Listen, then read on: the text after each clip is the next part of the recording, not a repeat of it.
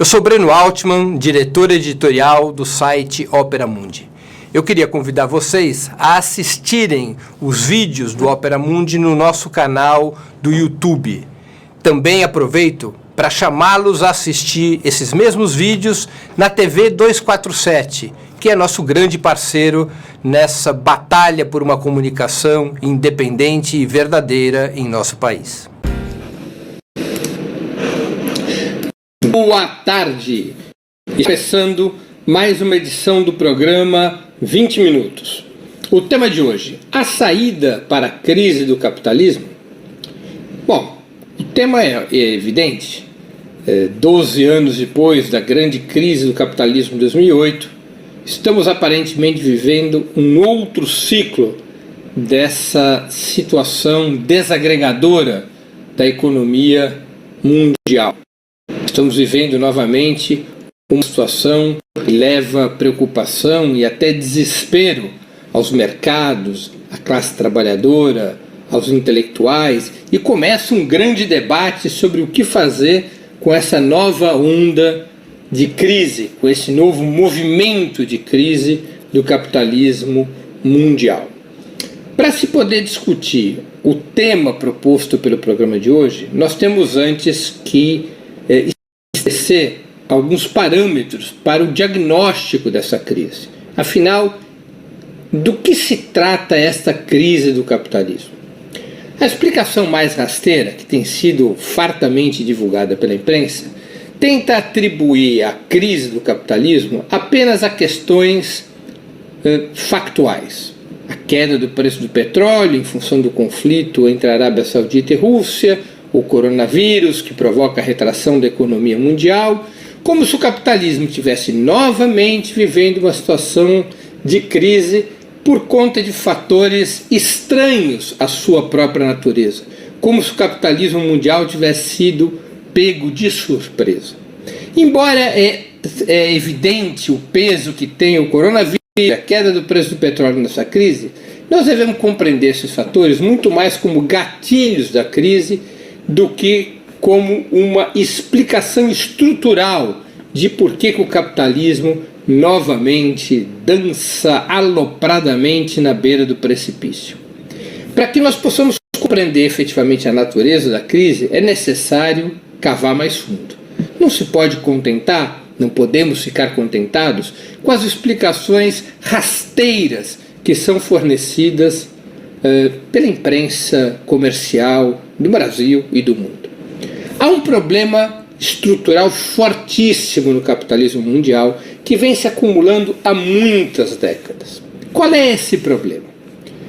Esse problema pode ser explicado por um conceito chamado crise de superprodução, um conceito utilizado muito por Karl Marx em sua obra e que quer dizer basicamente o seguinte: a capacidade produtiva da economia capitalista cresce em termos absolutos ou relativos muito acima da capacidade do mercado em absorver essa produção. Sucessivas revoluções tecnológicas, sucessivas mudanças do padrão técnico, da inovação, vão permitindo que o capitalismo produza, no mesmo número de horas homem, uma quantidade cada vez maior de produtos. Ao mesmo tempo, na outra ponta, ao invés do mercado crescer na mesma velocidade da capacidade produtiva, em termos relativos ou até absolutos, o mercado cresce abaixo dessa condição de produção. Então nós temos a produção subindo aceleradamente e o mercado num ritmo muito mais lento. Isso vai abrindo um fosso entre produção e consumo. Alguns estudiosos preferem o conceito originário de Marx, crise de superprodução, outros estudiosos preferem o termo crise de subconsumo, mas ao fim e ao cabo, naquilo que importa, está rigorosamente na mesma, ou seja, um descasamento entre a capacidade produtiva do capitalismo e a capacidade de consumo das famílias e dos governos. Esse descasamento é provocado pela própria natureza do capitalismo, especialmente depois do colapso da União Soviética, embora esses fenômenos já fossem assistidos anteriormente ao fim do campo socialista na Europa. Que fenômeno é esse? O capitalismo, para poder manter sua produção ou até aumentá-la, precisa cada vez menos de mão de obra, porque o capitalismo, com as sucessivas revoluções tecnológicas, ele vai robotizando a produção, ele vai substituindo o trabalho humano pelo trabalho das máquinas, ele vai aumentando a produtividade do trabalho e, portanto, vai podendo reduzir a necessidade de obra para uma determinada quantidade, para um determinado volume de produção.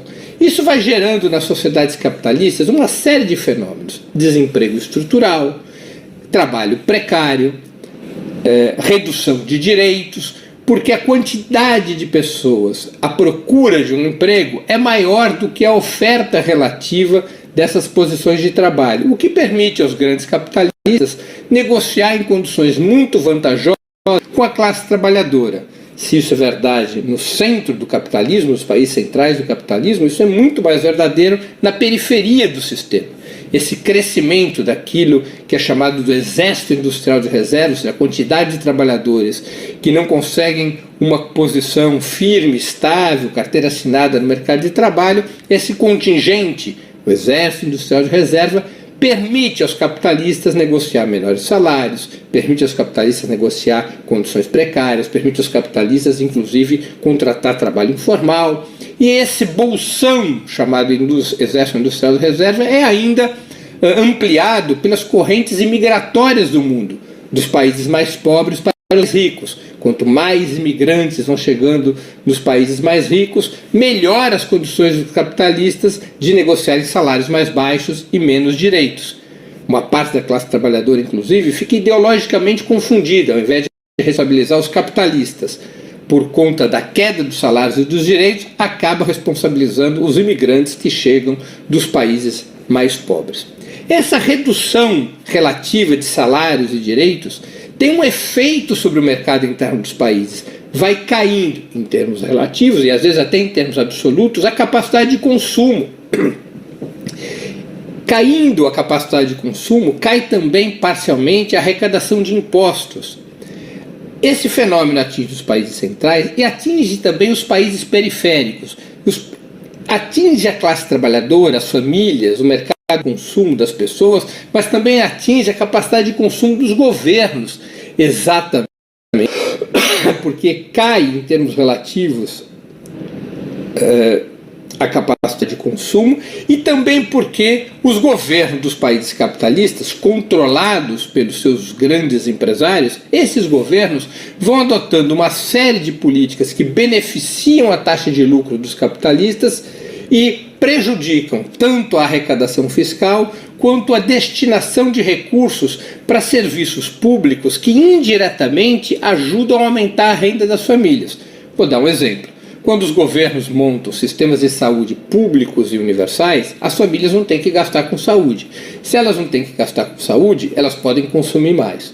Mas se as famílias vão perdendo esse sistema público gratuito de saúde e passam a ter que pagar por um plano privado, por exemplo, ou pagar uma consulta médica, elas vão tirar esses recursos da sua capacidade de consumo para poder honrar compromissos imprescindíveis, como são os compromissos com a saúde, só para citar um exemplo. Então nós temos simultaneamente queda da renda, queda dos serviços públicos, queda da capacidade de custeio e investimento dos estados em prol de beneficiar a acumulação capitalista. Isso é o que vai gerando a crise de superprodução. Para poder resolver este problema, o capitalismo mundial foi substituindo renda por crédito. Como é que fez para que o mercado continuasse comprando os produtos que eram lançados a consumo em volumes cada vez maiores? O capitalismo, através dos seus bancos, foi oferecendo às pessoas crédito, a possibilidade de comprar produtos em várias cotas, em várias parcelas, casas, carros e os mais distintos bens de consumo puderam ser comprados pelas pessoas já não mais com a sua renda cadente, mas com crédito. Isso vale também para os governos, especialmente os governos da periferia do sistema capitalista, que foram recebendo créditos para poder importar produtos, para poder modernizar suas empresas, para poder adquirir insumos e assim por diante. Então o crédito foi crescendo muito no sistema capitalista e substituindo a renda. Foi uma espécie de muleta contra a crise de superprodução. Agora o crédito tem um problema. Toda vez que o crédito ele se expande de forma extremamente acelerada e ele também se descola da renda, portanto da capacidade das pessoas, das empresas e dos estados de pagar por esse crédito, mais cedo ou mais tarde ocorre a chamada explosão da bolha financeira, ou seja, a explosão do sistema financeiro, porque passa-se a ter a percepção que aqueles créditos não poderão mais ser honrados, ou porque a economia não está crescendo o suficiente, ou porque a renda das famílias caiu demasiadamente, ou porque os governos estão com as suas finanças comprometidas, e isso gera uma situação na qual essa bolha financeira explode e o capitalismo é jogado numa profunda recessão. Essa bolha pode ser gerada por vários fatores. No caso concreto, o que está perfurando a bolha é a perspectiva de retração da economia em função do coronavírus. A perspectiva de retração da economia em função do coronavírus levou à queda do preço do petróleo, porque Rússia e a OPEP, liderado pela Arábia Saudita, esse conflito levou a uma queda de preço por conta das medidas necessárias a serem tomadas em função da retração da demanda de petróleo na economia mundial. Então é um fenômeno estrutural que se explica conjunturalmente pelo coronavírus, pela queda do preço do petróleo, mas há um problema estrutural. E o capitalismo já não sabe mais viver de outra maneira. Organicamente é assim que funciona o capitalismo. Ele vai concentrando riqueza numa ponta e vai concentrando pobreza na outra. Se não em termos absolutos, certamente em termos relativos, abrindo uma espécie de tesoura entre a capacidade produtiva e a capacidade de consumo, empurrando o sistema econômico mundial a sucessivas crises de superprodução, que são enfrentadas pelos capitalistas com redução ainda maiores dos seus custos, o que implica em menores salários e menos direitos para a classe trabalhadora, para que os capitalistas possam reduzir a produção, porque as vendas foram reduzidas, sem perder suas margens de lucro. Os capitalistas vendem menos, os capitalistas produzem menos, depois de uma crise de superprodução, e mantêm seu lucro, porque são adotadas reformas, que são essas reformas liberais, que vão achatando o salário da classe trabalhadora, que vão achatando os serviços públicos, que vão privatizando e que permitem que os capitalistas continuem a enriquecer, especialmente os bancos, os fundos de investimento e também as grandes corporações que operam gigantescos volumes de recursos. Elas vão sobrevivendo porque elas recebem uma fatia cada vez maior dos fundos públicos ou de reformas que permitem reduzir salários e direitos à classe trabalhadora. O capitalismo, estruturalmente, não tem saída mais para si. Ele continuará neste mecanismo. Essa é a história do capitalismo mundial já há 30, 40 anos. Há uma associação insubstituível entre o desenvolvimento do capitalismo e sua finalização. A etapa atual do capitalismo mundial faz com que esse mecanismo da financiarização seja o elemento dinâmico da acumulação capitalista mundial. Isso não importa, não tem a ver com crescimento da economia, com desenvolvimento, não é por ruindade que o capitalismo é assim, levando miséria, desigualdade, precarização para a imensa maioria dos povos, para a imensa maioria, inclusive dos povos dos países desenvolvidos. É a própria dinâmica da financiarização que leva a isso. Não há saída dentro do próprio capitalismo. E esse é um debate fundamental a ser travado.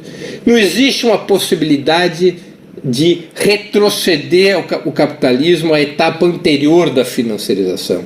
Não há força possível capaz de domesticar e democratizar o capitalismo mundial. Isso só serve para esses discursinhos bobos, engana-trouxa, que são estampados em certos jornais, em certos artigos, no Fórum de Davos, em outros espaços nos quais os capitalistas tentam mostrar compaixão com os povos, necessidade de proteger o meio ambiente, de distribuir melhor renda e riqueza. Isso é tudo uma grande falsidade, porque o mecanismo real do capitalismo é o da concentração de renda e riqueza através da financiarização.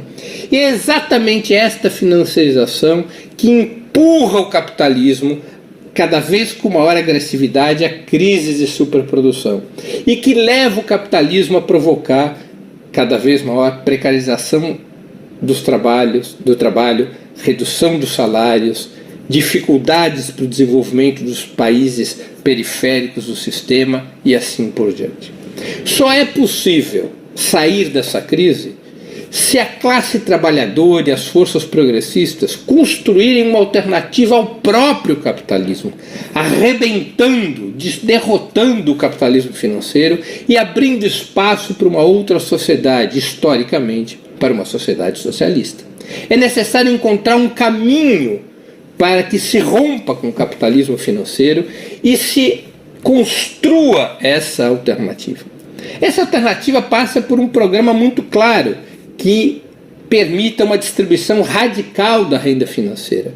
Isso exige um conjunto de medidas de tipo tributário, impostos maiores sobre os ricos, impostos sobre as grandes fortunas, impostos sobre as heranças, impostos sobre o movimento de capitais, de tal maneira que os estados possam ampliar a taxa de arrecadação sobre os mais ricos, sobre as empresas e sobre os capitalistas, e os estados com mais recursos possam aplicar políticas de distribuição de renda, políticas de distribuição de riqueza e políticas de expansão dos serviços públicos. Mas medidas tributárias não são suficientes.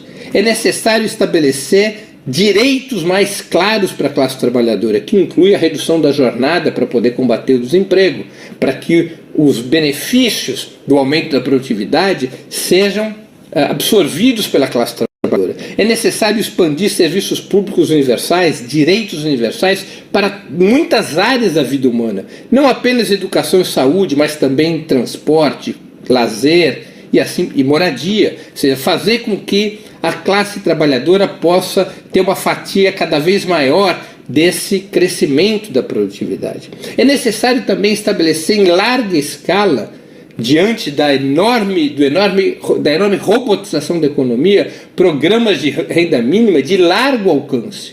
É necessário que uma fatia cada vez crescente da atividade econômica seja distribuída aos cidadãos, independentemente deles terem ou não emprego.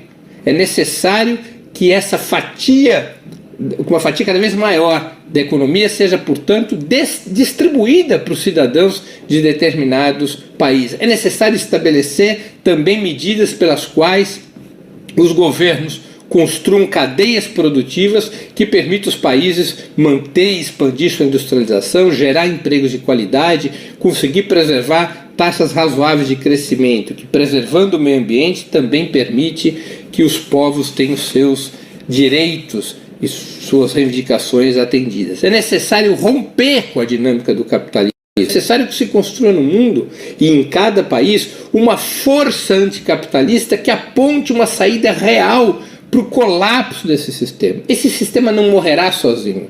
De crise em crise ele sobreviverá, porque os capitalistas têm muito poder econômico, muito poder político, muito poder militar. Os estados imperialistas são grandes potências organizadas em de exército, de capacidade financeira para intervir nos países mais pobres e extrair desses países riquezas ou impor salários mais baixos, impor modelos neocoloniais que permitam a sobrevivência do capitalismo mundial. O capitalismo não morrerá sozinho. É necessário que se construa uma alternativa ao sistema capitalista. É necessário que se construa uma força política e social em condições de enfrentar o sistema. E, fundamentalmente, é importante gerar no mundo inteiro a expectativa, a perspectiva de que o capitalismo pode ser superado por um outro sistema, o sistema socialista. Houve um grande baque na história humana com o colapso da União Soviética em 1991. Isso gerou uma certa sensação muito aproveitada pelos meios de comunicação do capitalismo, de que não existe saída fora desse sistema, de que não existe alternativa a esse sistema. Está mais do que na hora de arregaçar as mangas às forças progressistas do mundo inteiro e dizer que o capitalismo é que não tem solução e que somente a solução para a humanidade se houver uma ruptura com a ordem capitalista e a construção de um socialismo renovado, que aprenda com as experiências anteriores, com seus erros, mas também com seus acertos, e construa um caminho pelo qual se possa romper com a dinâmica de concentração de renda e riqueza do capitalismo financiarizado, que é a origem das crises do sistema e é a origem da infelicidade dos povos. Termino aqui minha exposição de hoje. Antes de concluirmos o programa, duas mensagens importantes. A primeira delas: eu queria sugerir a vocês fortemente que fizessem sua inscrição no canal do Opera Mundi no YouTube. Nessa plataforma vocês tanto poderão acompanhar nossas transmissões ao vivo quanto assistir edições anteriores dos programas 20 minutos. O YouTube é uma plataforma muito mais amigável para assistir vídeos, para fazer comentários, para contribuir financeiramente com o canal do Opera Mundi através do Super Chat. Não se esqueçam, ao fazerem sua inscrição no YouTube, de marcar o sininho. Marcado o sininho, vocês serão avisados todas as vezes que os programas nossos ou de nossos parceiros forem ao ar. Segunda mensagem: eu queria pedir a vocês encarecidamente que fizessem uma assinatura solidária de Opera Mundi. Assinatura solidária é um pequeno valor mensal que nós, espectadores e leitores, pagam para que nós possamos ter os recursos necessários à sustentação e ao desenvolvimento de um jornalismo independente de qualidade. Os recursos necessários para a batalha cotidiana de ideias e informações contra a imprensa de direita, cada vez mais manipuladora e mentirosa. Vocês poderão obter informações sobre a assinatura solidária no endereço www.operamundi.com.br/apoio. Vou repetir: www.operamundi.com.br/apoio. Façam agora mesmo a assinatura solidária. A assinatura solidária é o principal instrumento de financiamento do Opera Mundi. A assinatura solidária, por sua própria natureza, é um instrumento que garante a independência de Opera Mundi frente ao poder econômico. Dadas essas duas mensagens, eu queria me despedir. Estamos encerrando o programa 20 Minutos de hoje, cujo tema foi a saída para a crise mundial do capitalismo. Nós voltaremos a nos ver na próxima segunda-feira com outro programa 20 Minutos. Um grande abraço e até lá.